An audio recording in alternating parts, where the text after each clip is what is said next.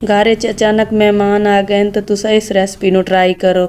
ਇਸ ਰੈਸਪੀ ਨੂੰ ਵੇਖ ਕੇ ਤੁਹਾਡੇ ਮਹਿਮਾਨ ਹੈਰਾਨ ਹੀ ਰਹਿ ਗਏ ਸਨ ਕਿ ਸਾਡੀ ਬਾਜੀ ਨੇ ਇਤਨਾ ਜ਼ਬਰਦਸਤ ਸਾਨੂੰ ਨਾਸ਼ਤਾ ਖਵਾਇਆ ਹੈ ਵੀ ਤੁਹਾਡੀ ਤਾਰੀਫ ਕਰੇ ਸਨ इंशाअल्लाह। बिस्मिल्लाहिर्रहमानिर्रहीम। अस्सलामु अलैकुम। उम्मीद करनी आ सारे मेरे बहन भाई ठीक हो सो।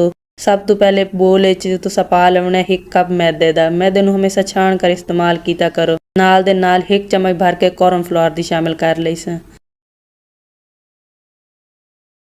कद्दूकश की हुई गाजर शामिल कर ली स। बरीक कटी हुई पालक शामिल कर ली स। हरी मिर्च नूं कुट ली आई थोड़ा जी वो शामिल कर ली स। कद्दूकश किए हुए प्याज भी शामिल कर ली स। इन्हां सब्जियों नूं शामिल करन तो बाद इहदे विच 1 चम्मच भर के नमक दा शामिल कर ली स। नाल दे नाल 2 चम्मच दे बराबर घी शामिल कर ली स। तुसां इस नाश्ते घी लाजमी शामिल करना है भी 2 चम्मच दे बराबर घी शामिल करन नाल तुहाडा नाश्ता इतना ज़बरदस्त नरमो मुलायम सॉफ्ट नाश्ता तैयार हो सी इंशाअल्लाह।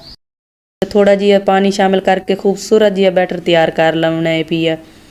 तो मैं अपने बहन भाइयों नाल छोटी जी रिक्वेस्ट करनी है कि मेरी वीडियो नूं लाइक ज़रूर कर दिता करो।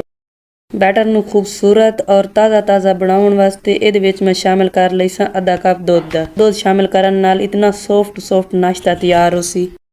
अल्हम्दुलिल्लाह माशाअल्लाह बैटर इत्थे तैयार है पिया। तो हुण मैं इत्थे नाश्ता तैयार करे सा। हुण तुसीं इत्थे नाश्ता तैयार कर लवना। फ्राई पैन विच हल्का जिहा घी नूं ग्रीस कर हल्का जिहा घी शामिल करके ते फ्राई पैन नूं हल्का जिहा ग्रीस कर लवना है पिया। हल्का जिहा अगर फ्राई पैन गर्म हो जाए तो उस तो बाद इहदे विच बैटर शामिल कर लवना। फ्राई पैन हल्का जिहा घुमा के रोटी दी शेप दे लवना बैटर नूं। इत्थे उलट पलट के मैं 3 तो 4 मिनट इस पराठे नूं पकाई सा।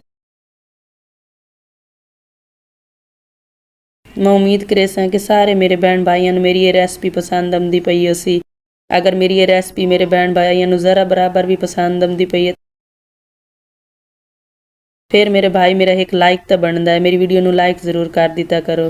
ते जेड़े मेरे बहन भाइयों ने मेरे चैनल नूं सबसक्राइब कीता होया उन्हां दा मैं बहुत ज़्यादा शुक्र अदा करनी आ। जिन्हां ने नहीं कीता वो भी कर लवें ताकि उन्हां तक भी आसान तो आसान रेसिपियां पहुँचदियां रहें। बिल्कुल इसी तरह तुस सारे पराठे तैयार कर लवने। इहदे विच ना कोई मुश्किल है तो ना कोई परेशानी लवन की ज़रूरत है। भाई मैं अपने बहन भाइयों नाल बड़ी आसान तो आसान रेसिपियां शेयर करनी है। मैं सोचनी है कि मेरे बहन भाइयों नूं ना कोई बनाने मुश्किल होवे तो ना कोई परेशानी होवे और रेसिपी भी बना लवें तो उन्हां नूं कोई परेशानी ना महसूस होवे। इस नाश्ते नूं एक बार घर ज़रूर ट्राई करिया है अपने बहन भाइयों नाल अपने दोस्तों नाल। मेरी वीडियो नूं लाइक शेयर भी कर दिता करो अपने बहन भाइयों नाल अपने दोस्तों नाल ताकि उन्हां तक भी आसान तो आसान रेसिपियां पहुँचदियां रहें। ये नाश्ता जितना कि वेखण विच खूबसूरत लगदा पई है उस तो कई ज़्यादा खावण विच मज़ेदार होसी। ये वाला नाश्ता एक बार घर ज़रूर ट्राई करिया है।